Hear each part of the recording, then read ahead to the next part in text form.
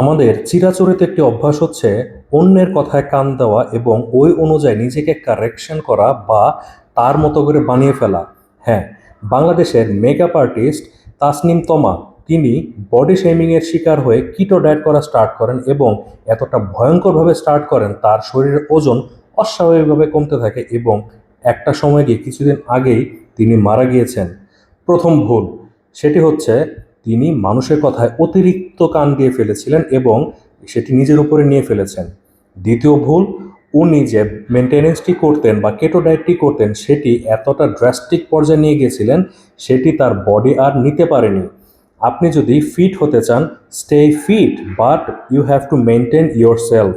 এমন না যে আপনি, যেমন আমি যথেষ্ট পরিমাণ হেলদি, কিন্তু এখন যদি আমি ফুল কেটো ডায়েট আজীবনের জন্য স্টার্ট করে দিই তাহলে আমার বডি কোলাপস করবে, এটাই স্বাভাবিক।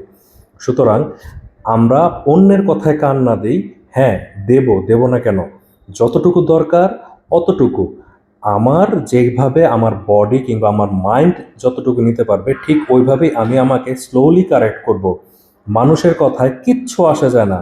আপনি আজকে সাকসেস হন তাহলে মানুষ আপনাকে গুরুত্ব দেবে, বাট আপনি যদি মারাই যান তাহলে আপনার তো আর ফাইট করার জন্য কিছু রইল না। So choose such type of way that brings you the success on your fit. ভালো থাকবেন এবং অন্যের কথায় কান না দেওয়ার চেষ্টা করবেন। আসসালামু আলাইকুম।